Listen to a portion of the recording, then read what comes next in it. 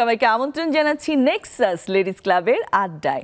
আড্ডা দেওয়ার জন্য আমি জানি অনেকেই আছেন, আমাদের অনেক বন্ধুরা আছেন খুব অপেক্ষা করে থাকেন যে কখন 6টা বাজবে এবং নেক্সাস লেডিস ক্লাবের আড্ডা শুরু হয়ে যাবে। সো আমরা চলে এসেছি আপনাদের সাথে আড্ডা দেওয়ার জন্য। আমাদের সাথে বরাবরের মতো 3জন চমৎকার বন্ধু আছে, তাদের সাথে পরিচয় করিয়ে দিব। তার আগে আমি টপিকটা জানিয়ে দিই। আজকের টপিক হলো ছোটবেলার উৎসব। ছোটবেলার উৎসব এবং ছোটবেলার আসলে সব কিছু মানে খুব বেশি কালারফুল হয়, তাই না? খুব সুন্দর সুন্দর মানে মুহূর্তগুলো থাকে এবং আমরা খুব হই হুল্লোড় করেই পালন করতাম। এখনও করার চেষ্টা করি, কিন্তু ছোটবেলার মতো আসলে হয়ে ওঠে না। এই সব গল্প করব আমরা আজকে। পরিচয় করে দিয়ে আমাদের সাথে কোন 3জন বন্ধুরা আছেন। আমাদের সাথে আছেন রহিমা খাতুন গিনি, আইনজীবী, এবং তার পাশেই আছেন তাহমিনা আহমেদ পলিন, সাবেক শিক্ষক। একেবারে শেষের দিকে আছেন doctor Shamma Salwa Chowdhury, consultant, conscious dental centre. কেমন আছেন আপনারা? ভালো আছি। আজকের টপিকটা খুব মানে শুনেই খুব মজা লাগছে না? সেই এই টপিকের মাধ্যমে আমার মনে হচ্ছে আমরা সেই ছোটবেলায় ফিরে যাব, তাই না? সেই ছোটবেলার উৎসব শুনতেই খুব আরাম লাগছে কানে। আগে গিনি আপা আপনার কাছে আসি। আমরা সবসময় আসলে চিন্তা করি যারা আইনজীবী, হ্যাঁ, সবসময় কত কেস নিয়ে মানে তাদের মাথায় এত চিন্তা থাকে, এত কিছু থাকে, সব কিছু ফেলে যখন বাসায় আসেন, হ্যাঁ, তখনও কি আপনি একজন আইনজীবীই থাকেন নাকি একজন সাধারণ মানুষ থাকেন? অবশ্যই না। আপনাকে ধন্যবাদ আপা। আমি আইনজীবী হিসাবে বাসায় যখন আসি তখন তো অবশ্যই আমি আমার বাসার মতো হয়ে যাই। তখন আমার ফ্যামিলির সাথে আমি কিভাবে সময় কাটাবো সেই বিষয়গুলো আমার মাথায় থাকে। বাইরের কাজ বাইরে ফেলে চলে যাই বাসায়। ওটা মাথায় নিয়ে গেলে তো তখন আর বাসার মানুষের সাথে আর আমার একাত্মতা হবে না। তো আমি বাসায় ফেরার পরে অবশ্যই আমার বাচ্চাদের সাথে, হাজব্যান্ড আছে, ফ্যামিলি মেম্বার যারা আছে তাদের সাথেই মোটামুটি আমার সময়টা খুব ভালো কাটে। সারাদিনে তারা কেমন ছিল, কে কী অবস্থায়, খাওয়া দাওয়া করেছে কিনা, বা বাচ্চারা পড়াশোনা কি অবস্থা, সব কিছুই তো খোঁজখবর নিতে হয় এজ এ ফিমেল একজন আইনজীবী হিসেবে। এটা ঠিক, একদম সবকিছু অন্য একজন মানুষ হয়ে যেতে হয় তখন, না? বাট আপনার তো ধরেন অনেক টেনশন অ্যাকচুয়ালি রেখে তারপরে বাসায় আসেন, তাই না? নিজের মতো করে সময় যদি পার করেন তাহলে কি করে আপনি সময়টা পার করতে খুব বেশি আগ্রহী?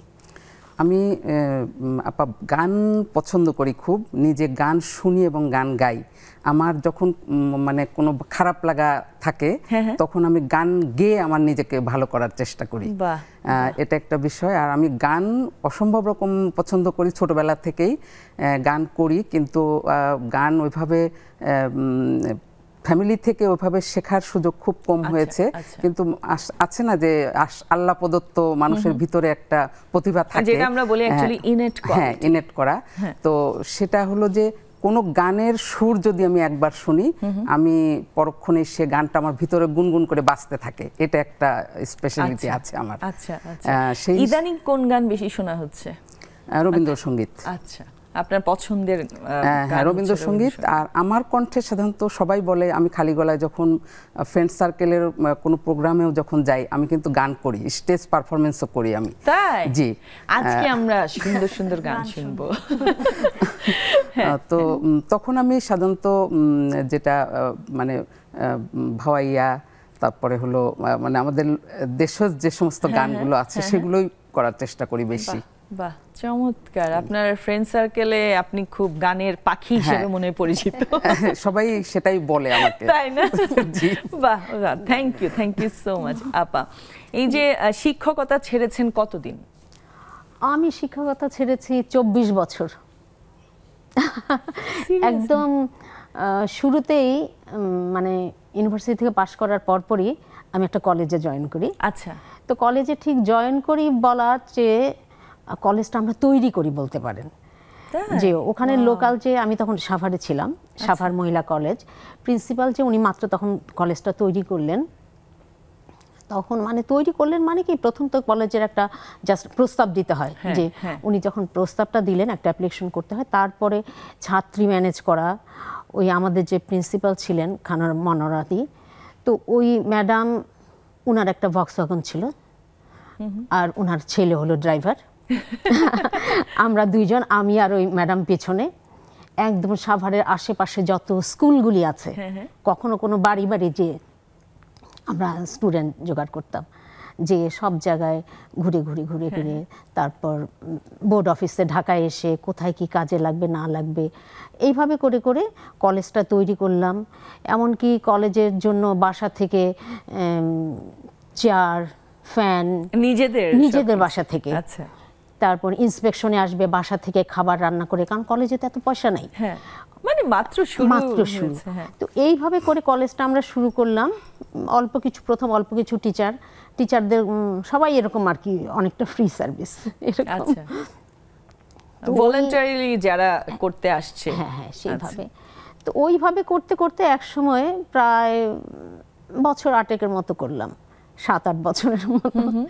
তারপর আমার বাচ্চা যখন হলো, ওদের জন্যই বিভিন্ন কারণে ছেড়ে দিতে হলো আর কি, বাচ্চার জন্য। আচ্ছা আচ্ছা, বুঝতে পেরেছি। আপনার বাচ্চার এখন বয়স কত? আমার বাচ্চার বয়স এখন 24 বছর। আচ্ছা, মানে বাচ্চা হওয়ার পরই আপনি একদম। হ্যাঁ, কারণ এটা একটা ছিল যে আমার বাচ্চা অনেক দেরি করে হলো। আচ্ছা আচ্ছা, তখন বলে যে এত ছোট বাচ্চা রেখে, এবং পরপর 2টা বাচ্চা হয়ে গেল, বলে থাকে এত ছোট বাচ্চা রেখে, একটু টাফ হয়ে গিয়েছিল। কিন্তু পরে কখনো মনে হয়নি যে এখন তোরা বড় হয়েছে বা বড় হচ্ছে, একটু জব? আমার সব সময় মনে হয়, শুধু মনে হয় না, আমি অনেক লম্বা সময় পর্যন্ত আমি কোনো আমার ফ্রেন্ড সার্কেলের সাথে যোগাযোগ রাখতাম না। কেন? আমার এত খারাপ লাগতো যে আমি সবাই সবকিছু করছে, আমি কিছুই করতে পারছি না। তবে বাচ্চাদের লালন পালন করতাম, এটা আমি খুব যত্ন নিয়ে করতাম। আমি ওদের ব্যাপারে কোনো ইয়ে ছিল না। ওটা তো একটা অনেক বড় দায়িত্ব, তাই না? অবসর সময়ে কি করেন, কিভাবে কাটে আপনার সময়? আমি তো অবসর সময় অনেক কিছুই করি। আমি একটু শুনতে চাই। আমি যেমন বই পড়ি, তারপরে হালকা পাতলা লেখালেখি করি, তারপরে বাগান করি। নাকি গল্প? নরমালি আর দেখা যায় আমার যেটা ভালো লাগে, যে আমার কথাই, আমার নিজের লাইফটাই হয়তো আমি লিখি আর কি, এরকম। আমি সিরিয়ালি লিখছি এখন পর্যন্ত, অনেকটুকু লেখা চলে আসছে এরকম। তারপরে বাগান করি। বাগান করলে আমি শুনেছি মনটা অনেক ভালো থাকে। গাছের যত্ন নিলে গাছরাও আমাদের যত্ন নেয়, মানে মনটা খুব উৎফুল্ল থাকে, তাই না? যখন একটু গাছের কাজ করি বা এই যে গান শুনেন, হ্যাঁ, এটাই ভালো লাগে তখন দেখতে। এক্স্যাক্টলি। বাহ, খুব ভালো লাগলো আপনার কথা শুনে। শাম্মা, তোমার কাছে আসি। এই যে ডেন্টিস্ট হয়ে ওঠার গল্প, হ্যাঁ, একটু শুনতে চাই। মানে তোমার নিজের ইচ্ছে কি এসেছো, নাকি লাইক ফ্যামিলি থেকে? যখন মা বাবা তো অনেক সময় থাকে না, হ্যাঁ তুমি এই প্রফেশনে যাও, তোমার জন্য এটা ভালো হবে, এরকম অনেক কিছু থাকে। সো তোমার গল্পটা শুনতে চাই। আমার গল্পটা আসলে ডেন্টিস্ট হয়ে ওঠাটা পুরোপুরি আমার ইচ্ছাতেই। আমার মা বাবা আমার জন্য আসলে ফিল্ডটা পুরো ওপেন রেখেছিলেন, এবং সত্যি বলতে আব্বু চাইতেন আমি ইকোনমিক্স বা ইংলিশে অনার্স মাস্টার্স করে কোথাও লেকচারার হিসেবে জয়েন করি, টিচিং প্রফেশনে। আদারওয়াইজ আমি বিসিএস দেই। পরে অবশ্য আব্বু ওটা নিয়ে আর কিছু বলেনি। তবে আমার এই ডেন্টিস্ট হয়ে ওঠার পেছনে আব্বুর অতটা সাপোর্ট শুরুতে ছিল না, তবে পুরোপুরি সাপোর্ট ছিল মার। কারণ মা যখন দেখেছে, থাকে না যে আমরা যখন একদম ছোট থাকি তখন থেকেই তো, যখন ছোট থেকে জিজ্ঞেস করা হয় যে তুমি বড় হয়ে কি হতে চাও, ডাক্তার হব, তো আমি আসলেও বলতাম ডাক্তার হব। কারণ ওই হোয়াইট কোটটা, যেটা আসলে আমাদের এপ্রনটা, সেটার প্রতি আমার একটা অন্যরকম ফ্যাসিনেশন, অ্যাট্রাকশন কাজ করেছে। সো ওখান থেকেই আসলে যে না, আসলে যেভাবেই হোক মেডিকেল প্রফেশনে থাকতেই হবে। তো এটার জন্য আসলে আমার মার অবদান অনেক বেশি। আব্বু এখন অনেক সাপোর্ট করে, এখন যেমন প্রাউডলি সবাইকে বলে যে না, আমার মেয়ে ডেন্টিস্ট, আমার মেয়ে অনার্স মাস্টার্স করেছে। মানে আমাদের অনার্সটা হচ্ছে বিডিএস এবং মাস্টার্সটা হচ্ছে আমরা যেটা ডিডিএস বলি অথবা এমএসসি বলি বা এমএস বলি। সো আমি ভাগ্য ভালো ছিল, সো আমি বাইরে থেকে একটা ডিগ্রিও করে আসি, পোস্ট গ্রাজুয়েশন করে আসি। এই তো তারপর থেকে দেখা গেছে যে আব্বুর ফুল সাপোর্ট চলে আসছে, যে না ঠিক আছে, ও যেটা পড়েছে মন দিয়েই পড়েছে এবং ও যা করছে ওর যদি ভালো লাগে তাহলে ও সেটা করুক। বাহ, চমৎকার। এর পাশাপাশি কি আর কিছু করা হয় কিনা? পাশাপাশি আমার একটা ছোট উদ্যোগ আছে। আমার উদ্যোগটার নাম হচ্ছে টিয়ারা বাই শাম্মা সালওয়া। এখানে আপাতত আমি কাজ করছি ওমেন লাইফস্টাইল বা ওমেন ক্লোদিং নিয়ে। ইচ্ছা আছে একটা মেন ক্লোদিং নিয়েও কাজ করার। বাহ, চমৎকার। আচ্ছা, আমি যতটুকু জানি তোমার তো একটা কিউট ছোট বাচ্চা আছে, সো এই যে এত কিছু করে তারপর আবার যখন বাচ্চাকে সময়টা কম দিতে পারো, হ্যাঁ, যখন তুমি চেম্বারে থাকো বা ধরো যখন তুমি তোমার বিজনেসের কাজে কোথাও যাচ্ছ কালেক্ট করতে জিনিসপত্র, তখন কেমন লাগে? যে বাচ্চাটাকে নিয়ে টেনশন হয় যে আমি বাইরে যাচ্ছি, আমার বাচ্চাটা আসলে কার কাছে থাকবে না থাকবে, এইসব নিয়ে কি টেনশন হয়? অবশ্য ওয়ার্কিং ওম্যান হলে মানে একটা ওয়ার্কিং মাদারের কিন্তু একটা গিল্ট সব সময় কাজ করে, তবে গিল্টটা কম হয় যদি সাপোর্ট করার জন্য মানুষ থাকে। তো আমি যেমন এখন আমার মার কাছে রেখে এসেছি, তো এখন আমি নিশ্চিন্তে আছি যে না, আমার মার কাছে ভালো আছে, কোনো টেনশন নেই, আমি আমার মতো এসেছি, শো শেষ করে বাসায় চলে গিয়ে আবার ওকেই তো সময় দিব।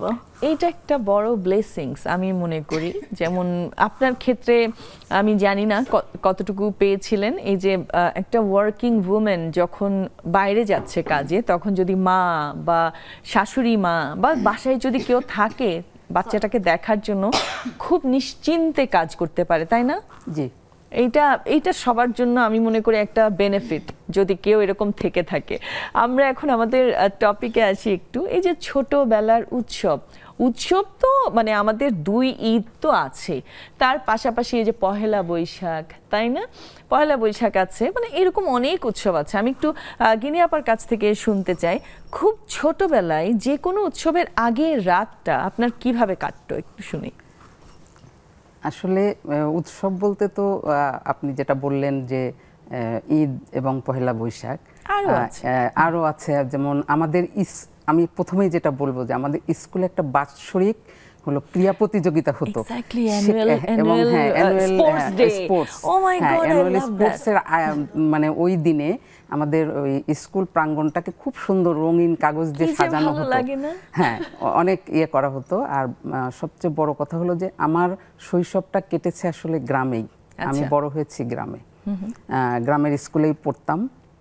এসএসসি পাশ করার পরে তারপরে শহরমুখী হলাম।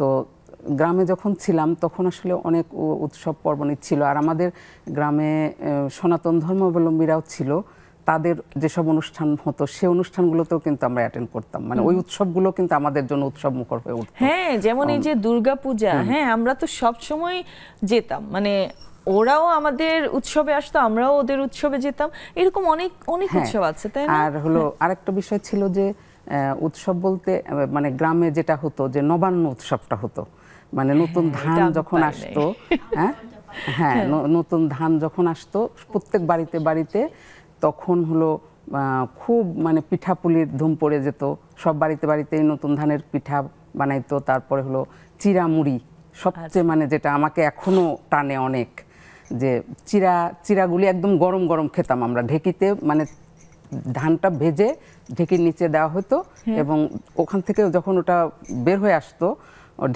ঢেকি ছাটা চিড়া আর কি, তখন আমরা গরম চিড়াটা খেতাম। আর আরেকটা বিষয়, হ্যাঁ, আর আরো যে বিষয়টা আছে সেটা হলো যে মুড়ির ব্যাপারটাও। আচ্ছা, মুড়ির ব্যাপারটা শুনবো, একটা ছোট্ট বিরতি নিয়ে এক্ষুনি ফিরছি। নিয়ে নিচ্ছি ছোট্ট একটি বিরতি, কোথাও যাবেন না, আমাদের সাথেই থাকুন।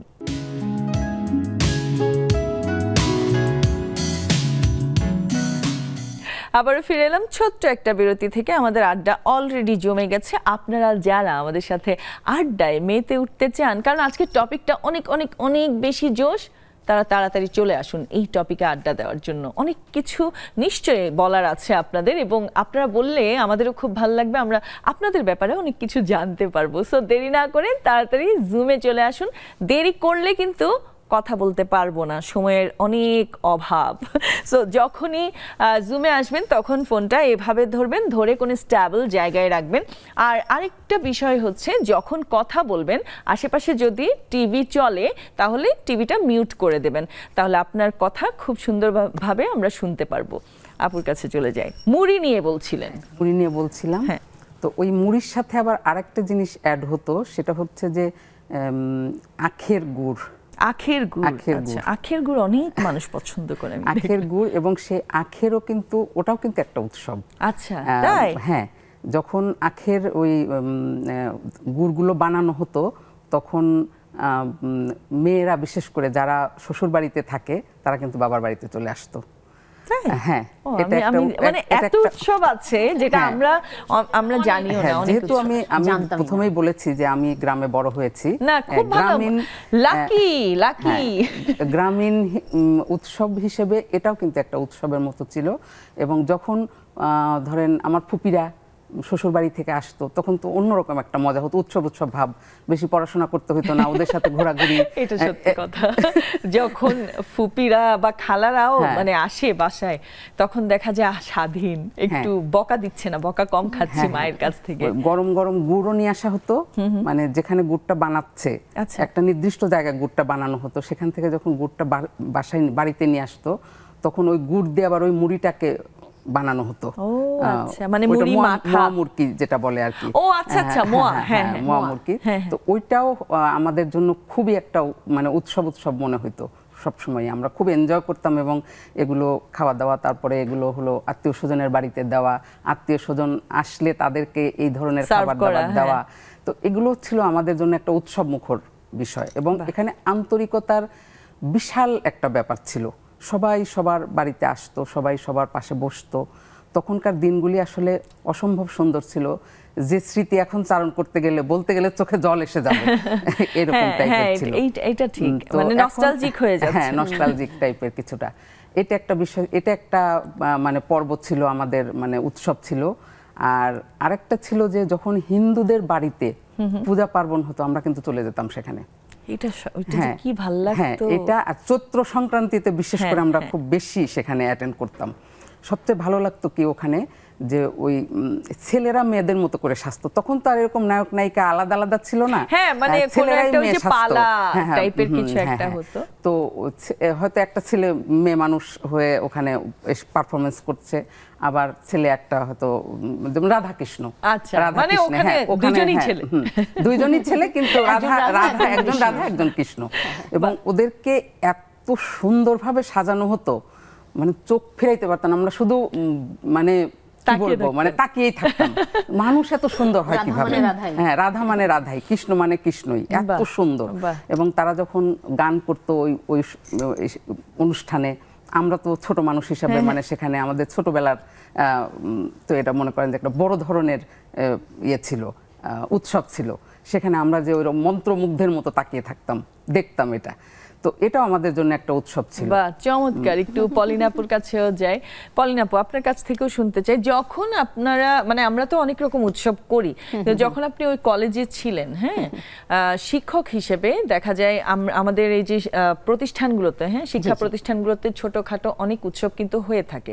সো আপনার কাছ থেকে শুনতে চাই, কখনো কি এরকম কিছু পালন করেছেন কিনা নিজ উদ্যোগে? আমি যখন কলেজের শিক্ষক, যখন কলেজের টিচার, মহিলা কলেজ, তো কলেজের মেয়েদের নিয়ে আমার নতুন কলেজ প্রথমেই বলছি, আর সাভার একটা মফস্বল টাউন, ওখানে তো মেয়েদের নিয়ে খুব হইচই করা যাবে না। আর নতুন কলেজ, কে কি বলবে না বলবে, এখন আমাদের তো ইমেজ তৈরি করতে হবে, বিভিন্ন জায়গা থেকে ছাত্রী কালেক্ট করতে হবে। তো আমাদের ছাত্রীগুলিকে খুব ভালোভাবে একটা করতে হবে, তাদের প্রেজেন্ট করতে হবে। এনিহাও ওদেরকে নিয়ে আমরা গেলাম করতে, পিকনিকে। আচ্ছা, আসলাম হলো আমরা বোটানিক্যাল গার্ডেন। ওকে, বোটানিক্যাল গার্ডেনে আসলাম। এখন আমাদের টিচার সব আমরা ইয়াং, আচ্ছা, অধিকাংশ সব জাস্ট পাস করে আসছে। তখন আমরা জাহাঙ্গীরনগর ইউনিভার্সিটি থেকে পাস করা 4-5 জন, ঢাকা ইউনিভার্সিটিতে পাস করা 2 জন, আমি আসছি রাজশাহী ইউনিভার্সিটি থেকে পাস করে। সব আমরা ইয়াং, তো ছেলেগুলিও সব ইয়াং। তো আমরা যখন ওখানে যে মেয়েরা বিভিন্ন জায়গায় যাচ্ছে, তখন ছেলেদের বললাম যে এত আমরা মেয়েদের পিছনে ঘুরতে পাচ্ছি না, ছেলেদের টিচারকে বললাম যে আপনারা একটু ওদের পিছনে পিছনে একটু খেয়াল করেন। বোটানিক্যাল গার্ডেনে অনেক ছেলে পেলে আছে, মেয়েরা যাচ্ছে, অল্প বয়সী স্টুডেন্টরা আর কি, তাদের একটু খেয়াল করেন। তো আমাদের টিচাররাও তো ইয়াং,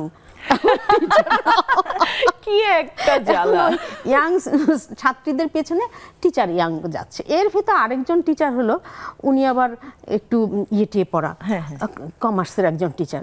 ওই আপা এসে বলে, যখন ওই ভাই টিচার এসে বলে যে আপা আমাকে কেন পাঠাচ্ছেন, আমি এখন সবাই হাসতেছে যে এই মেয়েগুলির পিছনে এই দাড়িওয়ালা ভদ্রলোকও কেন ঘুরে বেড়াচ্ছে।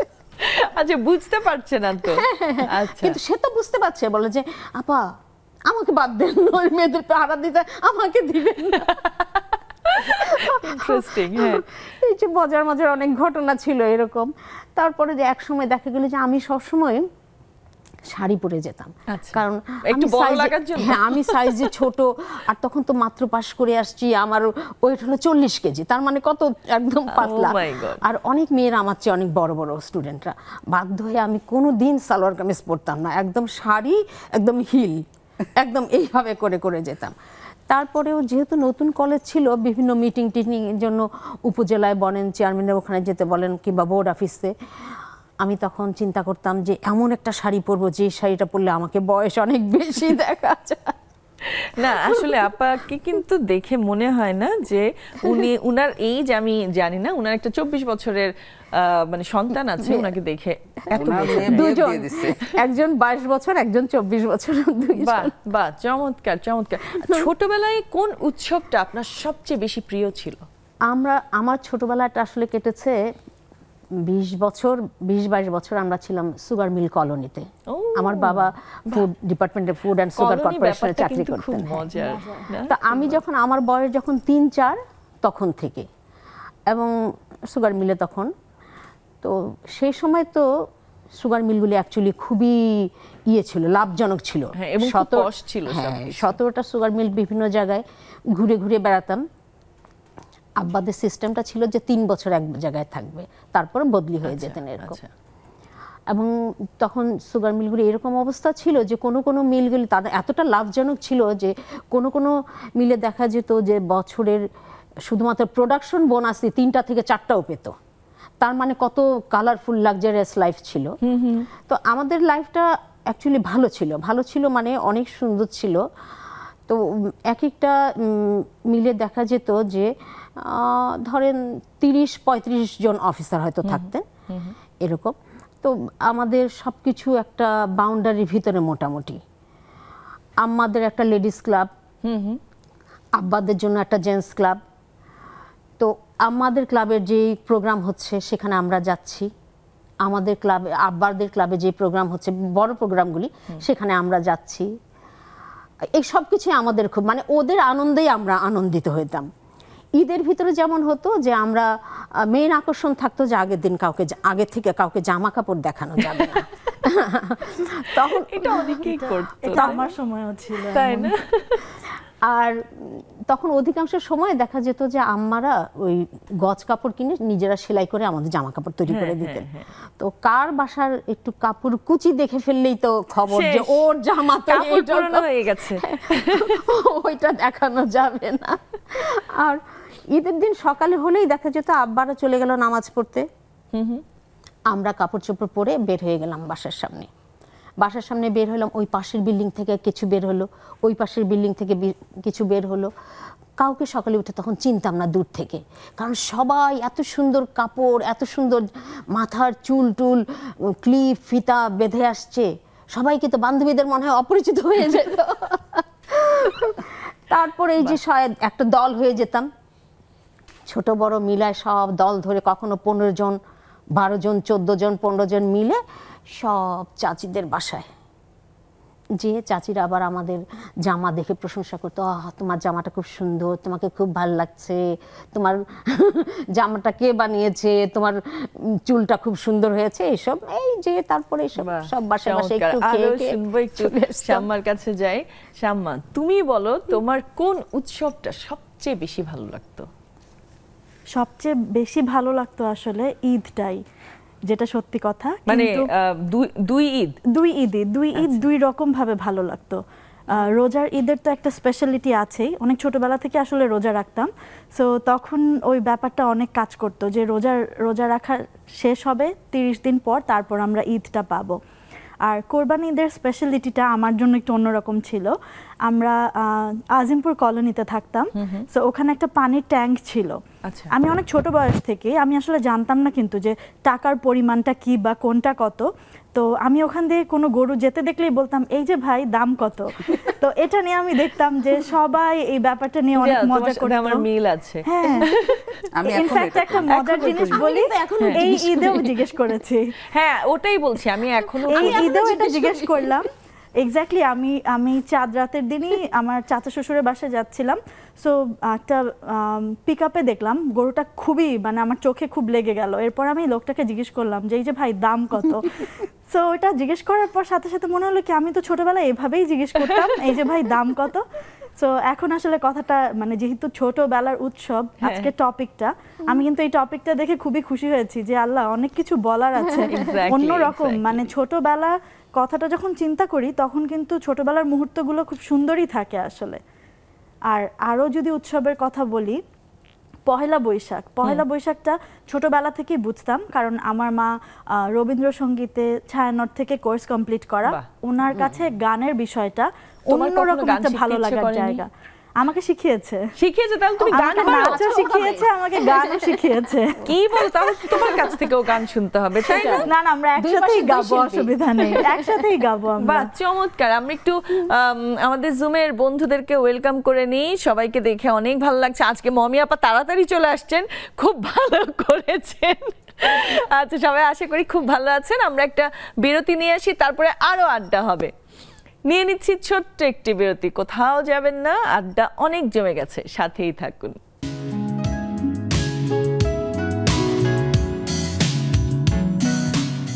আবারও ফিরে এলাম আমাদের আড্ডায়। আড্ডা অনেক জমে গেছে অলরেডি, আমাদের অনেক বন্ধুরা আমাদের জয়েন করে ফেলেছেন। এখনো সময় আছে, আপনারা যারা আমাদের সাথে আড্ডায় মেতে উঠতে চান তাড়াতাড়ি জুমে চলে আসুন। জুম আইডি এবং পাসওয়ার্ড দেওয়া আছে স্ক্রিনে। আজকের আড্ডার টপিকটা অনেক বেশি সুন্দর, ছোটবেলার উৎসব।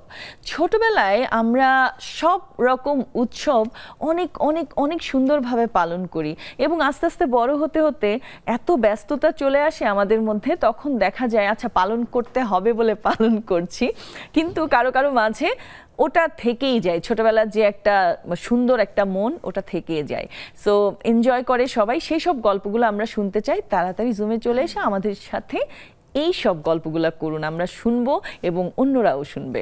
সো আমি জুমে যাব, কিন্তু তার আগে একটা গান হয়ে যাক। মানে আমি যখনই কেউ বলে যে গান করতাম বা গান করি, আমি ছাড় দেই না। আচ্ছা, আমি একটা রবীন্দ্রসঙ্গীত করছি আপু। হ্যাঁ। সখী ভাবনা কাহারে বলে, সখী যাতনা কাহারে বলে, তোমরা যে বলো দিবস রজনী, ভালোবাসা ভালোবাসা, সখী ভালোবাসা কারে কয়, সে কি কেবলই যাতনাময়, সে কি কেবলই চোখের জল, সে কি কেবলই দুঃখের শ্বাস, লোকে তবে করে কি সুখের তরে এমন সুখের বাস। আমার চোখে তো সকলই শোভন, সকলে নবীন, সকলে বিমল, সুনীল আকাশ শ্যামল কানন, বিষাদ জোছনা যাতনা যতন, সকলই আমার মতন। তারা কেবলই হাসে কেবলই গায়, হাসিয়া খেলিয়া মরিতে চায়, না জানে রোদন না জানে বেদন, না জানে সাধের সাধনা যতন। প্রতিদিন যদি কাঁদিবি কেবল, একদিন নয় হাসিবি তোরা, একদিন নয় বিষাদ ভুলিয়া, সকলে মিলিয়া গাহিব মোরা। ভাবনা কাহারে বলে, সখী যাতনা কাহারে বলে, তোমরা যে বলো দিবস রজনী, ভালোবাসা ভালোবাসা, সখী ভালোবাসা কারে কয়। বাহ, চমৎকার চমৎকার, অনেক সুন্দর। আমরা একটু চলে যাই জুমে। নার্গিস আপা, নার্গিস আপা বি লাইক যে ও মাই গড আমার নাম্বার চলে আসছে, মানে ওনার এক্সপ্রেশনটা এরকম ছিল। আচ্ছা, আপনাকে আনমিউট করতে হবে, আনমিউট। হ্যাঁ, ওকে ওকে। নার্গিস আপা, কালকে আপনাকে শেষের দিকে আর পাইনি, হঠাৎ করে আপনি গায়েব হয়ে গিয়েছিলেন, সেই কারণে আজকে আপনার কাছে আগে চলে আসছি আমি। এখন বলেন যে কেমন আছেন? কালকে চলে গেছি যে ওই যে মাগরিবের পরে আমার বসা হয় না। ও আচ্ছা, সময় করে উঠতে। আচ্ছা, বুঝতে পেরেছি।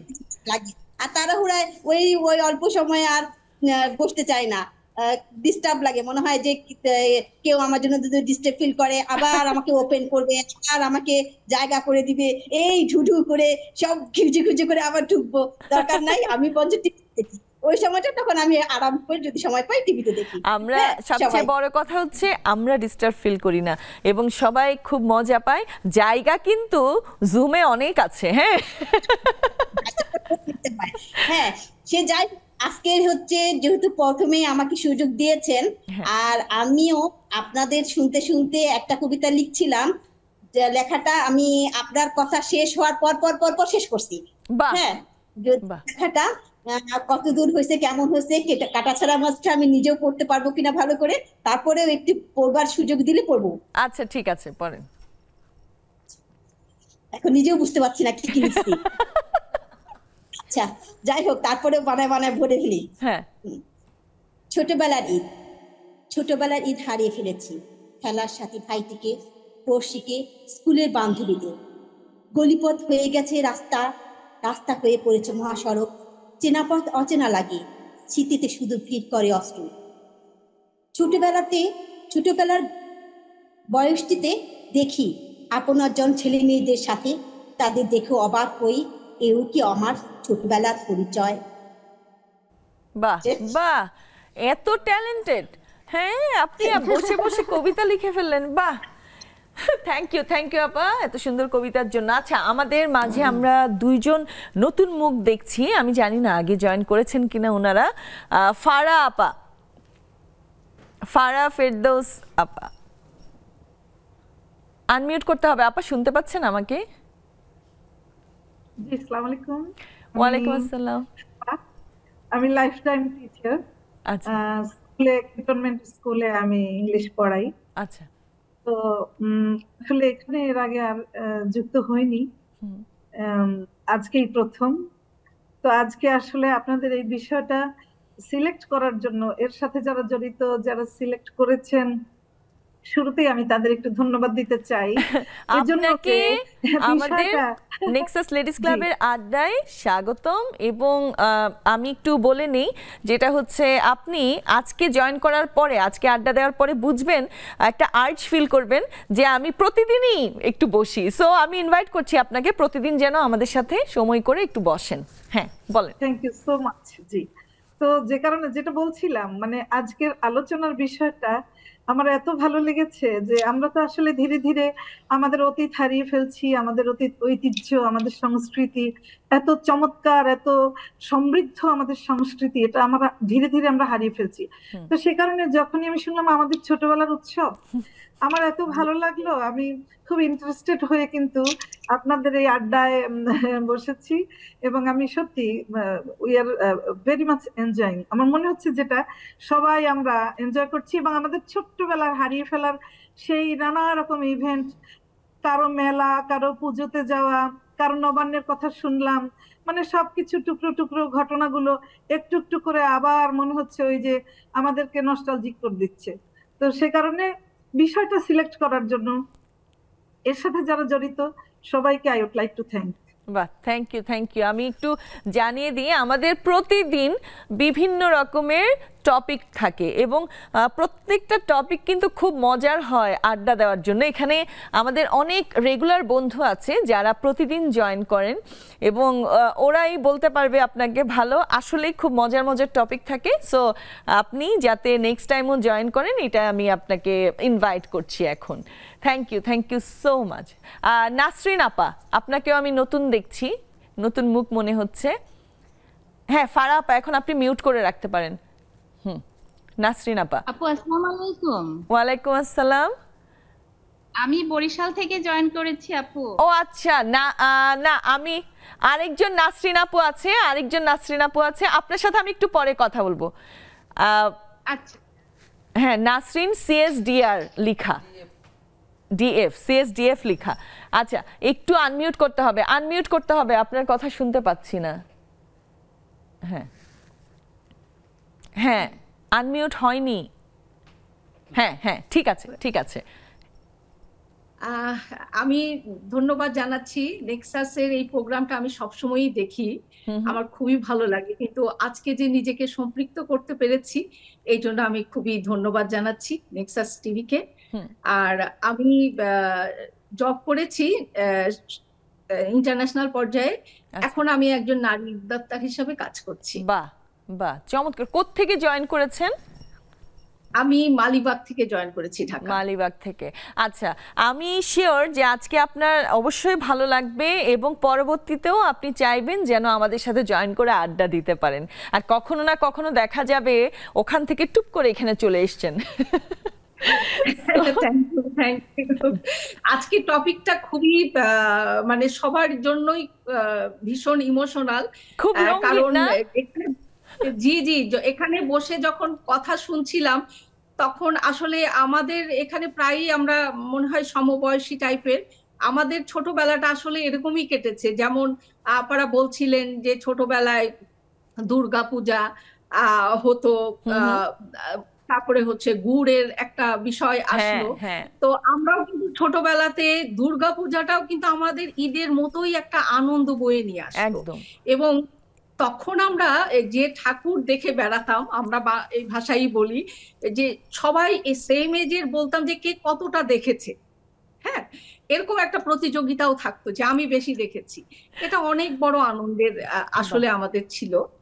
আর আরেকটা বিষয় যেটা জড়িত হতো সেটা হচ্ছে যে আমরা ছোটবেলা থেকেই, আমি কালচারাল সেক্টরের সাথে জড়িত থাকায় দিবস উদযাপন, যেমন 16ই ডিসেম্বর, 26শে মার্চ, 21শে ফেব্রুয়ারি, এই দিবসগুলোতে আমরা বিভিন্ন প্রোগ্রাম আয়োজন করতেন।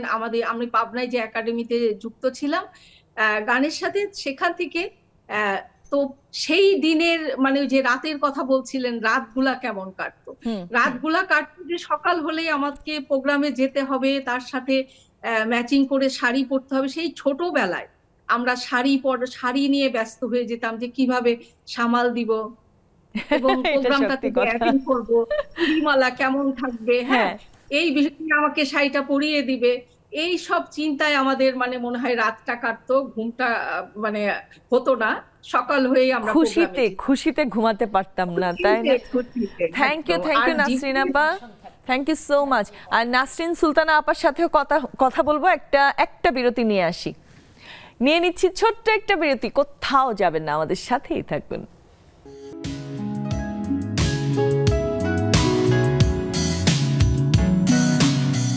আবারও ফিরে এলাম নেক্সাস লেডিস ক্লাবের আড্ডায়। আড্ডা তো খুব জমে গেছে এবং আমরা নতুন বন্ধুদেরও পাচ্ছি। আপনারা যারা অনেক সময় মনে করেন জয়েন করব, কিন্তু মনে হয় আচ্ছা জয়েন করব, লজ্জা লাগে, লজ্জা লাগার কিছু নেই, এখানে কিন্তু আমরা সবাই নিজেদের মানুষ। সো একবার জয়েন করে দেখেন, খুব ভালো লাগবে আড্ডা দিতে।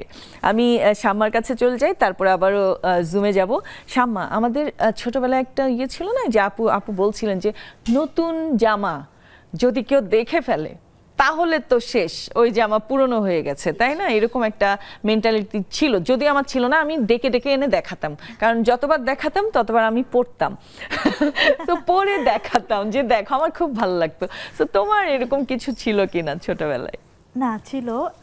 ঈদে তো আসলে যখন ছোট ছিলাম তখন কিন্তু অনেক গিফটও পেতাম, তো দেখা যেত যে গিফটগুলো দেখাচ্ছি কিন্তু মা আব্বু যেটা দিচ্ছে, যেটা আমার কাছে মনে হতো এটাই তো আমার মেইন ড্রেস ঈদের, এটা তো কাউকে দেখানোই যাবে না। আর উনিও যেমন বললেন যে চাচির বাসায় যেতেন, তো আমরা যেটা করতাম, আমরা তো কলোনিতে থাকতাম আজিমপুর চায়না বিল্ডিংয়ে, তো আমাদের একটা গ্রুপ ছিল, আমরা 5টা ফ্রেন্ডের একটা গ্রুপ ছিলাম, এবং আমাদের ফার্স্ট কাজ হতো নতুন জামা পরে একদম 1 তলা থেকে শুরু করে 5 তলা পর্যন্ত সবার বাসায় গিয়ে সালাম দিয়ে সবার সাথে কথা বলা। এবং তখন যখন বলতেন বাহ তোমার ড্রেসটা তো খুব সুন্দর হয়েছে, আমার ড্রেসগুলো আসলে সবসময় একটু স্পেশালি থাকতো, আমার মা খুব যত্ন করে বানিয়ে দিতেন, সবসময় স্পেশাল কিছু কাপড় নিয়ে আসতেন। মা আসলে বিমানে ছিলেন, সো দেখা যেত যে গজ কাপড়গুলো মা বাইরে থেকে নিয়ে আসতেন, যে না আমার মেয়ের জন্য একটা স্পেশাল ড্রেস হতে হবে এরকম। তো দেখা যেত যে সবসময় আমারটাই আসলে সবাই অনেক প্রশংসা করতো যে তোমার ড্রেসটা খুবই সুন্দর হয়েছে, খুবই ভালো লাগতো। আর মাকে এসে বলতাম মা জানো সবাই এই আন্টি জিজ্ঞেস করলো তোমার ড্রেসটা সুন্দর, ওই আন্টিও বললো সুন্দর, তা আমি তো বলেছি তুমি বানিয়ে দিয়েছো। তো একটা জিনিস অবশ্যই ছিল যে মা আব্বু যে ড্রেসটা দিবে এটা আসলে কাউকে দেখানো যাবে না, বিকজ এটাই মেইন ড্রেস থাকবে।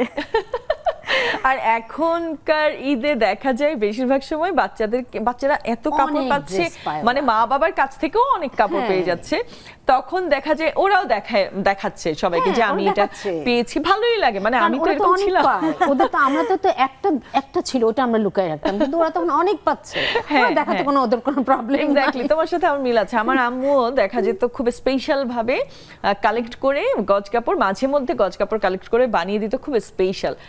আর দেখা যেত মার্কেটে গেলে সবচেয়ে সুন্দর যেটা একসময় বের হয়েছিল একটু গাউন টাইপের, মাথায় একেবারে এরকম একটা ছিল, আমাকে একটা সিন্ড্রেলা ড্রেসই বানিয়ে দিয়েছিল। এক্স্যাক্টলি, সো এরকম কাপড় সব সময় মানে কিনে দিত। আমার ফিক্সড কালার থাকতো, আকাশি, হালকা গোলাপি, সাদা, এই 3টা কালারের বাইরে আমি কোনো কালার তখন পরতাম না, আমার পছন্দ হতো না। আমার সবসময় লাইট কালার খুব পছন্দ হতো। আমারও কিন্তু এই ব্যাপারটা ছিল, এবং সাদা না, তখন দেখা যেত যে মিন্ট গ্রিন যেটা ছিল, যেটা এখন আসলে বড় হয়েছি বলে কালারটা বলতে পারছি, তখন তো আর বুঝতাম না।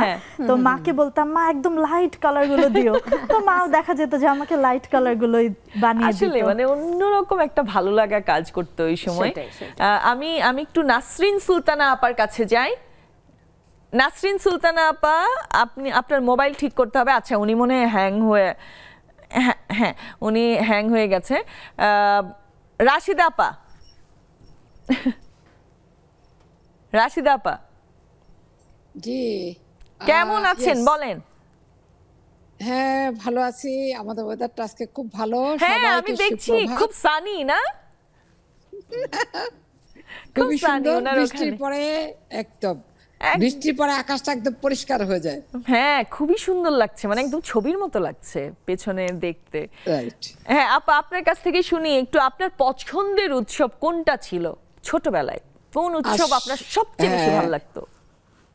জি, বলছি, আমার সবচেয়ে ভালো লাগছে আজকের যে আয়োজনটা, ছোটবেলার উৎসব নিয়ে এটা যে মাথায় এসছে আমাদের জাকিয়াপুর মাথায়, এটা তাকে মানে ধন্যবাদ, অসংখ্য ধন্যবাদ দিলে শেষ হবে না।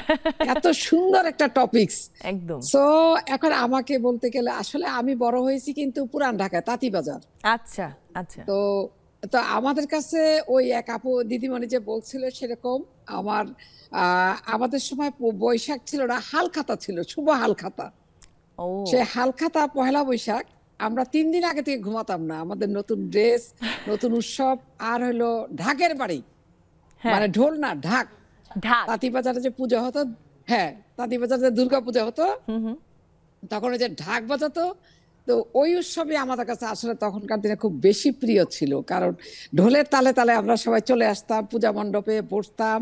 আর হালখাতায় তো ওই যে ওই এক আপা বললো যে এই মাথা থেকে ওই পর্যন্ত পুরো আমরা যেতাম, আর সালামি। তখনকার দিনে হালখাতা ছিল সালামি, মানে যেরকম অবস্থা, হালখাতার সালামি আর হলো ঢাকের শব্দে নাচানাচি করা, এর সাথে নাড়ু, প্রত্যেকটা বাসায়, হিন্দু বাসায় এখনো আমার ভালো লাগে, এখনো ভালো লাগে। সত্যি কথাই যে বললেই আমার লোভ আসে। আর ওদের মতো আসলে নাড়ু আমরা কিন্তু বানাতে পারি না। ওদের হাতের যে একটা স্পেশাল নাড়ু হয়। আর তখন হিন্দু মুসলমানে এত বৈষম্য ছিল না। আমাদের ঈদ, ওদের পুজো আমরা একসাথেই করতাম, একই তালে, একই ভাবে। মানে সেই অসম্ভব মানে সুন্দর সেই দিনগুলা, আনন্দের দিনগুলা, যে পূজা মণ্ডপে যাওয়া, হালখাতায় প্রত্যেক ঘরে ঘরে যাওয়া, সালামি পাওয়া, নতুন ড্রেসে যে লুকিয়ে রাখা, স্যান্ডেলটা পর্যন্ত দেখানো যাবে না। সেই আজকে মনে হয় যারা এসছে তারা মনে হয় আমাদের সমসাময়িক, কারণ ওনাদের অনেক কথাই আমাদের সাথে মিলেমিশে গেছে। একজন ছাড়া একজন বেশি দেখছি। ওই আপু একটু ছোট তো। আর আমিও ওনার মতো আমার মেয়েকে এক্সেপশনাল ড্রেস সবসময় বানিয়ে দিতাম, বিভিন্ন ডিজাইন করে। এটা তবে একটা ভালো করেছে, আবারও বলি যে এই প্রজন্মকে এইটা জানানোর জন্য এই বার্তাটা এখন ঘরে ঘরে পৌঁছে যাবে, যে আমাদের ছোটবেলার যে উৎসবগুলো, এগুলো আমাদের বাচ্চারা এখন এই নেক্সাস টেলিভিশনের মাধ্যমে, নেক্সাস লেডিস ক্লাবের মাধ্যমে ওদের এখন ওদের ঘরে, ওদের কানে কানে পৌঁছে যাবে যে আমরা কি ধরনের উৎসব করেছি, এটা কিন্তু ওরা শুনতে চায় না, আমাদের জেনারেশনকে আমরা বলতে পারি না। এখন সবাই জেনে যাবে। আমার খুবই, আবারও বলছি, খুব ভালো লাগছে। ঢাকের শব্দ এখনো আমার ভালো লাগে, আমার তাল উঠে যায় ঢাকের শব্দ শুনলে, ঢাক বাজাও। আমারও ভালো লাগে ঢাকের শব্দ। Thank you so much. Rumi আপা, গানের পাখি রুমি আপা, অনেক দিন পর। আর এদিক থেকে অলরেডি বলে দিয়েছে গান শুনবো একটা, আমার কিচ্ছু করার নাই। শোনো, সবার আগে শুভেচ্ছা জানাই গিনি আপাকে। জানো তো কার বান্ধবী? হ্যাঁ, বলছে কার বান্ধবী। আর পলিন আপাকেও শুভেচ্ছা।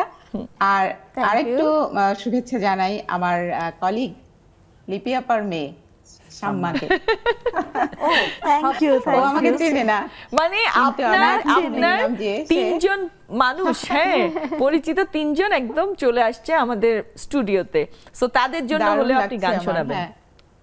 একদম একদম। আর আজকে কি তোমাদের পার্বণ নিয়েই কথা হচ্ছে, ছেলেবেলার সবাই পার্বণের কথাই বলছি না? হ্যাঁ, তো একটা পার্বণ নিয়ে গান করি। গানে গানে পার্বণ। হ্যাঁ।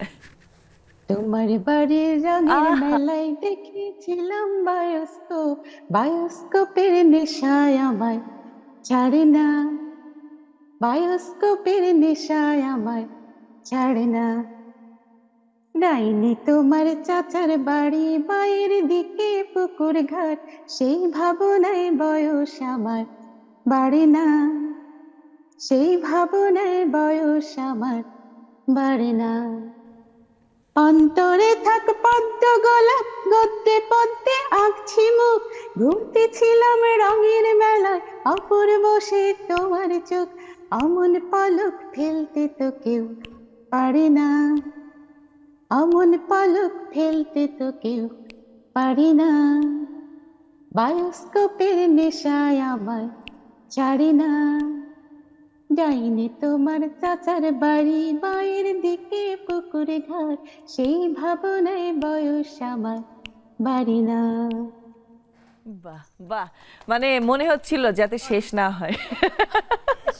আমি তো তোমাদের জন্য শেষ করে দিলাম। আমার তো বৈশাখেরও গান গাইতে ইচ্ছে করছে, ফেব্রুয়ারির গান গাইতে ইচ্ছে করছে।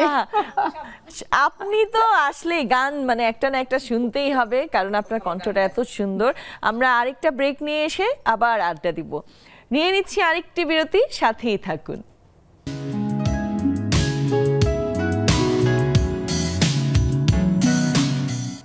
আবারও ফিরে এলাম ছোট্ট একটা বিরতি থেকে। এখন একটু পলিন আপুর কাছে আমি চলে যাই। পলিন আপু, ছোটবেলায় এই যে বাস ভর্তি মানুষ যখন পিকনিকে যেতাম, হ্যাঁ, মানে দেখা যেত ডিসেম্বরের দিকে সবার এক্সাম যখন শেষ হতো, তখন পাড়া মহল্লার মানুষগুলো অথবা নিজেদের আত্মীয় স্বজন মিলে একদম 2 বাস ভর্তি করে বা 1 বাস ভর্তি করে মাইক লাগিয়ে পিকনিকে যাওয়া হতো। এটা আমাদের খুব ছোটবেলায় খুব হতো আর কি। সো আপনার কাছ থেকেই শুনতে চাই, এরকম কোনো এক্সপিরিয়েন্স আপনার আছে কিনা? আগের রাতে অনেক মজা হতো, অনেক কিছু হতো। আমাদের পিকনিক নরমালি 3 ধরনের ছিল। 3 ধরনেরও পিকনিক? 3 ধরনের পিকনিকেরও 3 ধরন। একটা হলো পরীক্ষা যেদিন শেষ হলো সেটা, কিংবা এমনি এমনি যে কোনো দিনই, প্রতি মাসেই ধরেন একটা পিকনিক। ওই যে চড়ুই ভাতি। হ্যাঁ, চড়ুই ভাতি। সব বাসা থেকে একটু করে চাল নিয়ে আসতাম, একটু ডাল, একটা ডিম, হ্যাঁ, এই নিয়ে এসে, হ্যাঁ, আমরা ওই যে একজন ব্যাগে করে নিয়ে আসতো, একজন চাল, সব বাড়ি বাড়ি চাল কুড়াইতে যাচ্ছি আর কি, এরকম চাল আর ডাল আর ডিম নিয়ে এসে আমরা ছাদে, ওটা হলো ছোট পিকনিক, ছাদে আমরা বসে যেতাম পিকনিক করার জন্য। দেখা যাচ্ছে ঠিক মতো রান্না করতে পারতাম না, চুলা ধরতেছে না, কোনো একজন বড়জন, হ্যাঁ, পরে কোনো একজন চাচি এসে আমাদের হেল্প করতো। যাই হোক, উদ্ধার পেতাম হলো আমাদের ওই খিচুড়ি আর ডিম পিকনিকে। হ্যাঁ, আরেকটা পিকনিক হতো, যে পিকনিকটা হলো ওই আমাদের আমাদের লেডিস ক্লাব ছিল, সব চাচিরা, ওনারা আয়োজন করতেন। ওনারা যেটা আয়োজন করতেন কলোনির কোনো একটা জায়গায়। তো ওই পিকনিক মানে আমরা তার আগের দিন, তখন তো ওই এত ক্যামেরা এত ছিল না, আমাদের 2-1 জন চাচা টাচা ছিলেন, তাদের কাছে হয়তো ক্যামেরা। আমি বলছি এরা তো অনেক ছোট, বুঝতে পারছে না, এটা অনেক আগের কথা। না, বুঝতে তো পারছি, মানে আমরা ইমাজিনও করতে পারি, তাই না? মানে ক্যামেরা ছিল না, তারপরেও ওই জিনিসটা তো বোঝা যায় যে কারো একজনের ছিল। তো ওইরকম তখন ওই আম্মারা আয়োজন করতো সেই পিকনিকে। আমরা সকাল থেকে তো একদম আগের দিন কি কাপড় চোপড় পরবো আমরা ঘুরঘুর করতাম, 2-4টা ছবি তোলা হতো। তারপরে দেখা যেত যে ওই পিকনিকগুলি অধিকাংশ সময় বাসা থেকে প্লেট নিয়ে যাওয়া হতো খাবারের জন্য। এই একটা পিকনিক। আরেকটা পিকনিক হতো যখন কলোনির সব আব্বারাও জড়িত থাকতো, ফুল ফ্যামিলি সহ, চাচা একদম ফুল। ওইটা হতো যে আমরা মাইক বাজায় আপনার ওই যে বাসে করে, বিশাল এক ব্যাপার। আমরা তখন কুষ্টিয়াতে মনে আছে আমরা একবার শিলাইদহ চলে গেলাম, একবার আমঝুপি চলে গেলাম, এরকম আব্বার আসে। আমরা যাচ্ছি আর বাসের পেছনে আমরা ইচ্ছা করে বসতাম, অনেক ঝাঁকি, কি যে তখন ঝাঁকিটা কি যে মজা লাগতো। বাহ, চমৎকার, থ্যাংক ইউ। আমি একটু গানের কথাই দিয়ে আরেকটু আসি। গানের পাখি তো একজন আছে, আর আরেকজনের কথা আমাকে এখান থেকে বলছে, মানে আমাদের স্টুডিও থেকে বলছে আরেকজন আপা আছেন যিনি খুব সুন্দর গান করেন। সো তার কাছে একটু চলে যাই, তারপরে আবার আমি অন্যদের সাথে আড্ডা দিব। ফারা আপা, চট করে আপনার পছন্দের কোনো একটা গান ছোট্ট করে গেয়ে ফেলেন। আনমিউট করতে হবে আপা। হ্যাঁ জি, আমি তো বেসিক্যালি রবীন্দ্রসঙ্গীত গাই। হ্যাঁ, গান গাইতে বললে আমি একটু রবীন্দ্রসঙ্গীতই শোনাতে চাই। হ্যাঁ প্লিজ, আমরা সবাই পছন্দ করি রবীন্দ্রসঙ্গীত। যে মানে না মানা, যে মানে না মানা, আখি ফিরাইলে বলে না না না, ও যে মানে না মানা। যত বলি রাই রাতি মলিন হয়েছে বাতি, দাঁড়ে দাঁড়ায় বলে না না না, ও যে মানে না মানা।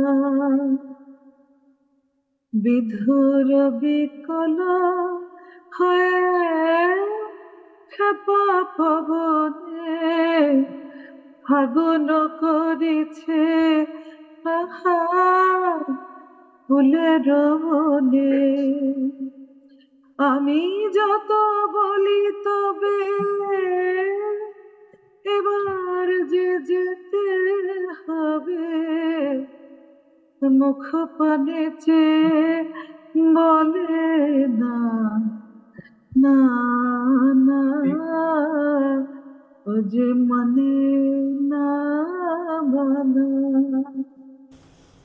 বাহ, কি সুন্দর, বাহ চমৎকার। আমরা আরো একজন গানের পাখি পেয়ে গেছি।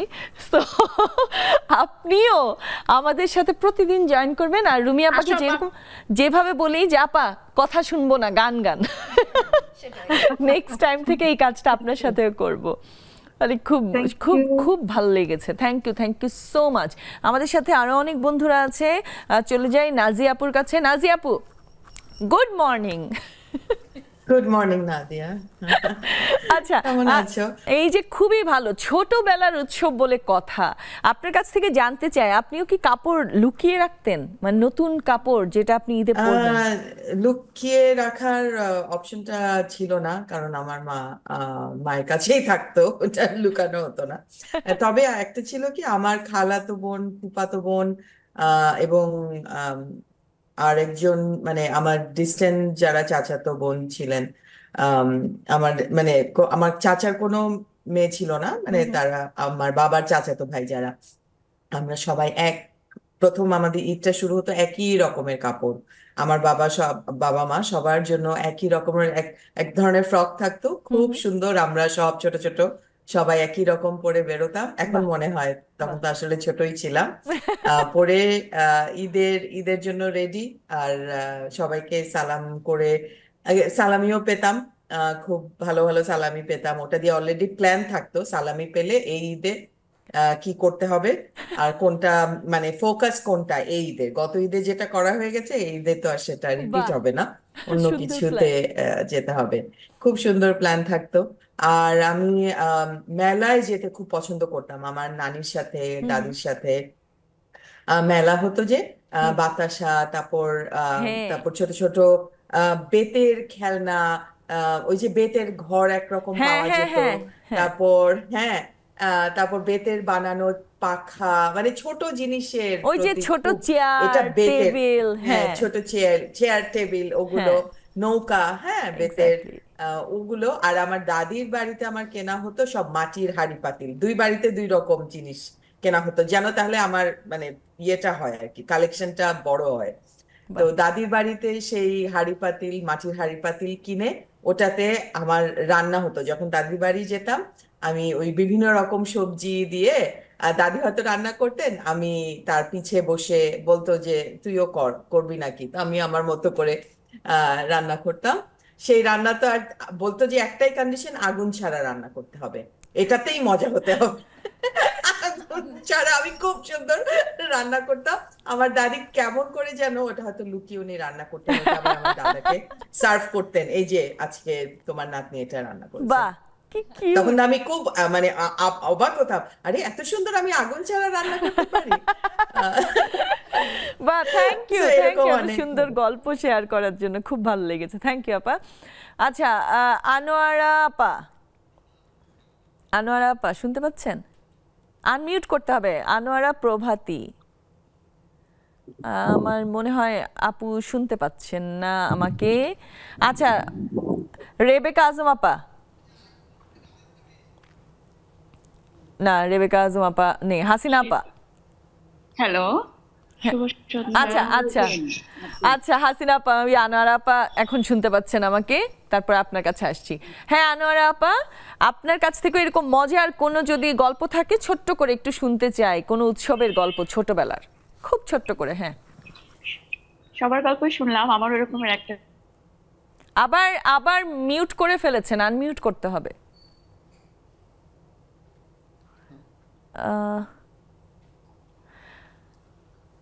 আচ্ছা আপু, আপনার সাথে পরে কথা বলছি, আপনার মিউট আনমিউটের সমস্যা হচ্ছে। আমি একটু হাসিনা আপুর সাথে কথা বলি। হাসিনা আপু, আসসালামু আলাইকুম আপু, শুভ সন্ধ্যা সবাইকে, অনেক ধন্যবাদ, দারুণ দারুণ গল্প শুনতেছিলাম।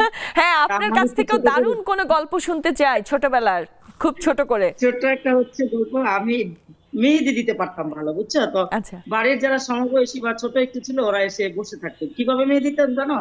ওটা হচ্ছে নারিকেল গাছের পাতার যে শলাটা আছে না, ওইটা দিয়ে, এবং আগে কলম দিয়ে হাতে এঁকে নিতাম, কলম দিয়ে ওইটা দিয়ে এঁকে, তারপর ওই কাঠিটা দিয়ে ওইটার উপর দিয়ে যেতাম। তো এটা একটা কাজ, অনেক মজার, অনেক এখনো মিস করি ওই ছোটবেলার যে ঈদের আগের দিন রাতে মেহেদি দেওয়াটা। আর একটা বিষয় হচ্ছে ওই যে হাতিমার্কা বাংলা সাবান ছিল, বুঝছো, ঈদের আগের দিন হচ্ছে ওই সাবানটা দিয়ে মাথা ধুইতাম, এখন তো শ্যাম্পু করি, ওইটা দিয়ে মাথা ধুয়ে একদম চুলগুলা ঝরঝরা ফুলে যেত। তো ওইটা হচ্ছে পরে কি করতাম, রাতে টাইট করে বেনি করে রাখতাম দুইটা, বুঝছো। আর সকালবেলা উঠে যখন গোসল করে, ঈদের গোসল করে বেনিটা ছেড়ে দিতাম, পিঠটা পুরো ভরে যেত চুল, তার মানে পার হয়ে যেত, বুঝছো, কি খুশি। আর আয়নার সামনে গিয়ে বারবার দেখতাম, ইস চুলগুলা কি ফুলছে, কি সুন্দর লাগতেছে। এই দিনগুলো আসলে, এই যে আনন্দগুলা ঈদের, সেই ছোটবেলার, এটা একটা অন্যরকম ভালো লাগা। আর আজকে এই আড্ডার মাধ্যমে সবাই আরেকটু ঝালাই করে নিচ্ছে নিজেদের এই ছোটবেলার স্মৃতিগুলো। থ্যাংক ইউ হাসিনা আপু। আনোয়ারা আপা, আপনি কি এখন কথা বলতে পারবেন? আপনি আনমিউট করতে পারবেন? না উনি, আচ্ছা মরিয়ম আপা, আচ্ছা পেয়েছে। হ্যাঁ আনোয়ারা আপা, ছোট্ট করে কোনো গল্প বলতে চাইলে আপনার ছোটবেলার কোনো উৎসবের বলতে পারেন।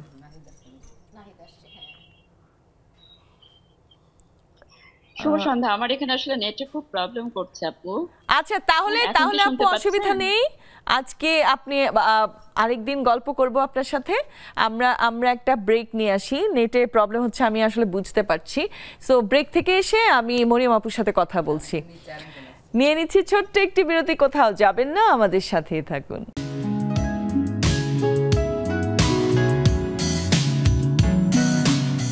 আবারও ফিরে এলাম ছোট্ট একটা বিরতি থেকে। সময় মানে কিভাবে যেন চলে যায়, আসলে সব সময় মনে হয় 1.5 ঘন্টা কিছুই না। সো এটা আমাদের লাস্ট পার্ট। আমরা যতটুকু পারি যারা আছেন তাদের সাথে অবশ্যই কথা বলবো, যতটুকু পারা যায়।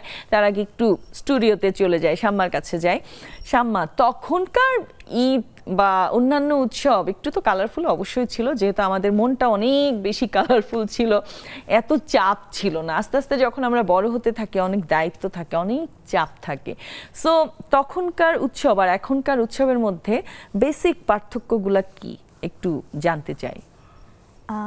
বেসিক পার্থক্য আসলে আমরা যত বড় হই আমাদের লাইফটা তো আসলে চেঞ্জ হয়।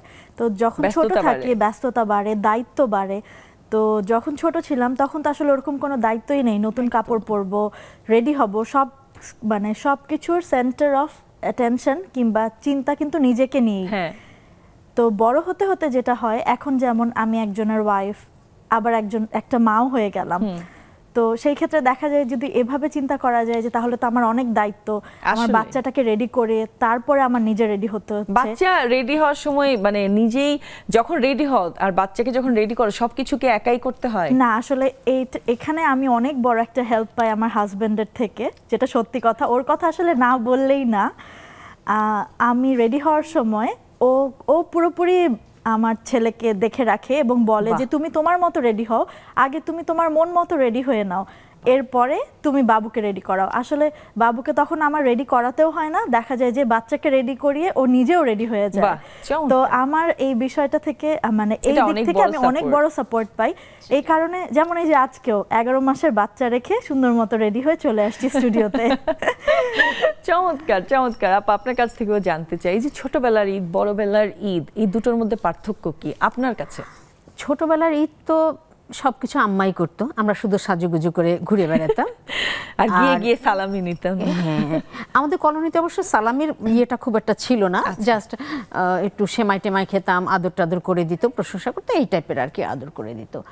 আর বড়বেলার ঈদের ক্ষেত্রে যে আমার বিয়ের পর থেকেই বড়বেলা মানে তো আমি হোস্টেল থেকে বিয়ে, সাথে সাথে বিয়ে, তারপরে তো তো ঈদের সবসময় শ্বশুরবাড়িতে যেহেতু ওই রান্নার ঝামেলাটা কখনোই আমাকে নিতে হতো না। আরে বাবা, ভালো তো। ওটা সবসময় আমার শাশুড়ির ওই হেল্পিং হ্যান্ড যথেষ্ট স্ট্রং। এবং এখন পর্যন্ত আমি ঈদে চলে যাই, ঈদে যেহেতু চলে যাই আমার বাসায় বড় হাঁড়িকুড়িও নাই, কারণ ওইটা না করতে করতে এখন আমার মনে হয় আচ্ছা আমি যদি আমার বাসায় ঈদ করি আমি তো করতে পারবো না এই রান্না বাড়াতে। যেমন এবারও ঈদের আগের দিন চলে গেছে, বড় করে রান্না করতে হলে আপনার নিজের মতো করে আবার ডেকচি কিনতে হবে, আবার ডেকচি কিনতে হবে। কোরবানি ঈদেও আমি চলে গেছি ঈদের আগের দিন, আচ্ছা ঈদের পর দিন আসছি। এই পর্যন্ত যে আমার বাসায় কিন্তু কোরবানির মাংস রান্না হয়নি। আচ্ছা, কারণ ওই যে যা নিয়ে আসছে এবং আশেপাশে সবাই জানে যা চলছে এবং দাওয়াত খেয়ে খেয়ে চলছে। রোজার ঈদে ঠিক সেম ছিল, আমি ঈদের আগের দিন চলে গেছি, ঈদের দিন চলে আসছি শ্বশুরবাড়িতে ঈদ করে, তারপরে এখানে এসে তো আমার আশেপাশে ভাই বোনরা যারা আছে তাদের বাসায় আমি তো ঈদ করিনি, আমার তো কোনো ঝামেলা নাই, আমি দাওয়াত খেয়ে খেয়ে শেষ করে দিচ্ছি। আপনার ঈদ অনেক রঙিন এখনো, আপনার কাছ থেকে একটু শুনতে চাই। আমার ছোটবেলায় ঈদটা আসলে ছিল অন্যরকম, আসলে কোনো দায়িত্ব তখন ছিল না। আমাদের বাড়িতে আমার ভাবি সবকিছু কাজ টাজ করতো, রান্না বান্না, এমনকি আমাদের জামা পর্যন্ত ভাবি তৈরি করে দিত আমাদের, এরকম ছিল আমাদের। হ্যাঁ, এবারে আমার আম্মা এত কিছু করতো না, কিন্তু আমার ভাবি সবার, ওনার তো অনেকগুলি বাচ্চা ছিল, ওনার বাচ্চাদেরটাও তৈরি করতেন আবার আমাদেরটাও করে দিতেন এরকম। আর বড় বেলায় যেটা মানে পার্থক্যটা যেটা, যে এখন প্রচুর দায়িত্ব পালন করতে হয়, নিজের সংসারের দায়িত্ব তো আছেই, তারপর কেনাকাটার ক্ষেত্রেও আমার হাজবেন্ড আসলে এইসব দায়িত্ব খুব একটা পালন করতে চায় না, সে বলে আমার পছন্দ টছন্দ অত ভালো না, তুমি করো। তো যদি কারোর জন্য কিছু কিনতে হয়, বাচ্চাদের জন্য, তারপর শ্বশুরবাড়ির জন্য, আগে আমার শাশুড়ি বেঁচে ছিলেন তখন তো ওনার জন্য কাপড় চোপড় কিনতে হতো, দেবর ননদদের জন্য কিনতে হতো, সব দায়িত্ব কিন্তু আমাকেই পালন করতে হয়েছে। তাহলে ডিফারেন্স তো আসলেই আছে, তাই না? আমরা একটু চলে যাই মরিয়ম আপার কাছে। মরিয়ম আপা, আমার মনে হচ্ছে আপনার কোনো গল্প মজার আছে, কিন্তু ছোট্ট করে বলতে হবে, একটু শুনি। শুভ সন্ধ্যা সবাইকে, শুভেচ্ছা উপস্থিত সবাইকে। হ্যাঁ, ছোটবেলার উৎসব তো আসলে অনেক আনন্দের। এখন মনে পড়ছে যে আমরা ওই একই ঘটনা মিল পড়ে গেছে যে জামা দেখানো যাবে না, বা মার্কেটের শ্রেষ্ঠ কাপড় গজ কাপড় আমরা কিনে নিয়ে আসতাম। আমার বড় বোন সেলাই করতো, খুব বড় কুচি দিয়ে খুব সুন্দর জামা। আমাদের আসলে আমাদের ওই এলাকায় ওখানে আমাদের জামা সবচেয়ে সুন্দর হতো। আমরা দুই বোন একরকম ড্রেস পরতাম। আমি, আমার ইমিডিয়েট বড় আর আমার ছোট দুই বোন, আমরা 5 বোনের মধ্যে। আর বড় বোন সেলাই করতো, তখন বাসায় সেলাই মেশিন ছিল। রাত্রেবেলা বান্ধবীরা, পাড়া প্রতিবেশীরা এসে দরজা ঠক ঠক করতো, জানালা বন্ধ করে আমরা সেলাই করতাম। বুঝছো? এই আর কি, সেই দিনটার কথা মনে পড়ছে, খুব আনন্দ ছিল তখন। চমৎকার, থ্যাংক ইউ আপা। নেলি আপা। অনেক ভালো। আসসালামু আলাইকুম, শুভ সন্ধ্যা। ওয়ালাইকুম আসসালাম, শুভ সন্ধ্যা। আপনার পছন্দের উৎসব কোনটা ছিল এটা জানতে চাই। আমার পছন্দের উৎসবটা ছিল রোজার ঈদ। কিন্তু রোজা থেকে শুরু হয়ে যেত আনন্দটা। হ্যাঁ, পুরো 1 মাসটা রোজা করতাম। হ্যাঁ, আর চিন্তা করতাম কখন ঈদটা আসবে। ঈদে কেনাকাটা করতাম, করে ওই প্রতিদিনই একবার দেখতাম কাপড়টা ঠিক আছে কিনা। আচ্ছা। তারপরে ঈদের দিন বেরিয়ে যেতাম বন্ধুদেরকে নিয়ে, যে সবার ঘরে ঘরে যাবো, খাওয়াটা না, আগে দেখতে হবে কত ঈদি দিচ্ছে। ঈদিটা কোথায় চলে আসতাম। এটাই ছিল আসলে আমারও ধান্দা, যে কত ঈদি দিচ্ছে আমি পাচ্ছি। বাহ, চমৎকার, থ্যাংক ইউ। তরু আপাকে অনেকদিন পরে দেখছি, মানে আমি অনেকদিন পরে এসেছি। হ্যাঁ তরু আপা, আপনার কাছ থেকে শুনতে চাই পছন্দের উৎসব কোনটা, ছোটবেলায় কোনটা পছন্দের উৎসব ছিল? হ্যাঁ অবশ্যই আপু, রোজার ঈদটা আমার কাছে খুব পছন্দের ছিল। সেই ঈদের আগের দিন ফুল নিয়ে এসে, হয়তো ভোরবেলা যায়, আমাদের বাসা ফুল থাকলেও বাগানে থাকলে আমরা চুরি করে নিয়ে আসতাম বেশিরভাগ। আর এসে কিন্তু যখন ওরা বলতো, তখন আমার ইমিডিয়েট যে বড় বোন ছিল, ওকে আসে আগে করতো। এই জিনিসগুলো এখন খুব মিস করি, ভালো লাগে না এখন আর সে আগের মতো আনন্দ পাই না। একদম সত্যি কথা। থ্যাংক ইউ আপা। সুরাইয়া আপা, পছন্দের উৎসব নিয়ে বলেন, একটু শুনি। আসসালামু আলাইকুম আপু, শুভ সন্ধ্যা। ওয়ালাইকুম আসসালাম, শুভ সন্ধ্যা। সবাইকে শুভেচ্ছা ঈদের। হ্যাঁ আপু, ছোটবেলায় তো আসলে ঈদটা অন্যরকম ছিল। আমরা তো গ্রামে বড় হয়েছি, আমাদের আসলে ওই যে রমজানের ঈদটা তো খুবই উৎসব মুখর ছিল। কারণ তখন একটা যেটা ছিল পরিষ্কার পরিচ্ছন্ন, মানে আমরা নিজেরা, চাচাতো ভাই বোনরা, মানে সবাই মিলে ঘর দূর পরিষ্কার করা, গুছানো। হ্যাঁ, এটা একটা বড় ব্যাপার ছিল, এটা খুব মজার ছিল। কাপড় চোপড়ের যেটা ছিল আমাদের আসলে খুব, মানে বললে খুব সীমিত। আমরা এত ভাই বোন ছিলাম যে একটাই দুইটা আর পেতাম না, একটা করেই দেওয়া হতো। তো ওইটা নিয়েই আমরা খুব খুশি ছিলাম। চমৎকার, থ্যাংক ইউ আপা, থ্যাংক ইউ সো মাচ। আমরা একদম শেষের দিকে চলে এসেছি। আকলিমা আপা আছেন, ওবায়দা আপা আছেন। একদম সময় স্বল্পতার জন্য আপনাদের সাথে কথা বলতে পারছি না, তবে জয়েন করার জন্য অনেক অনেক ধন্যবাদ। আপনাদের সবাইকে অনেক অনেক ধন্যবাদ। এত সুন্দর করে সবাই আসলে উৎসবের কথা বলেছে। আমি একটু সাম্মার কাছে জানতে চাই, কেমন লেগেছে আজকে নেক্সাস লেডিস ক্লাবে আড্ডা দিয়ে? অসম্ভব ভালো লেগেছে, আর অনেক অনেক ধন্যবাদ যে আজকের এই বিষয়টাতে আমাকে আমন্ত্রণ করার জন্য। অনেক কিছু বললাম, অনেক কিছু স্মৃতিচারণ হলো। যদিও আমি সবার থেকে এখানে অনেক ছোট, তারপরেও যে জিনিসগুলো মনে হয়েছে ছোটবেলার কথা চিন্তা করে জানতে পেরেছি। আর এক একজনের বয়সের ডিফারেন্সটা আসলে এমন যে কারো সাথে আসলে কারো কিন্তু ছোটবেলার গল্পটা মিলছে না, এক একজন এক এক জেনারেশনের কিন্তু। এক্স্যাক্টলি। হ্যাঁ আপা, আপনার কাছ থেকে শুনতে চাই ছোট্ট করে। আজকে এখানে এসে আসলে খুব ভালো লাগছে যে, আর তারপরে যে ঈদের কথাটা বা বিভিন্ন উৎসবের কথাটা, আসলে যে এখানে আমরা আমাদের জেনারেশনের একরকম, ওদের জেনারেশনের একরকম, এবং আমার বাচ্চাদের জেনারেশন দেখি একরকম, এক একজনের এক এক রকম। এটা সবকিছু একটা শুনে আসলে মনে হচ্ছে যে উৎসবই, যে কোনো জেনারেশনে হোক না, আজকেই তো উৎসবের মতো হয়ে গেল, তাই না? উৎসবই। হ্যাঁ গিনি আপা। হ্যাঁ, আমারও মানে একই রকম অনুভূতি, যে আমার এক্সাইটমেন্টটা ভিতরে কেমন হচ্ছে যদি দেখানো যেত, তাহলে মানে সবাই দেখতে পেত যে আমি কতটা এক্সাইটেড এখানে আসতে পেরে। তো আমি নেক্সাস টিভির যারা আয়োজক আছেন আমাদেরকে এখানে আমন্ত্রণ জানিয়েছেন, বিশেষ করে আমাকে, আমি তাদের কাছে খুবই কৃতজ্ঞ এবং কৃতজ্ঞতা জানাই তাদেরকে। আর আসলে আমার আরো যেটা মনে হচ্ছে টাইমটা আর একটু বেশি হলে ভালো হতো, মানে অনেক কিছু ভিতরে রয়ে গেল। সময় আসলে এভাবেই চলে যায়। সবাইকে অনেক অনেক ধন্যবাদ, আপনাদেরকেও অনেক অনেক ধন্যবাদ।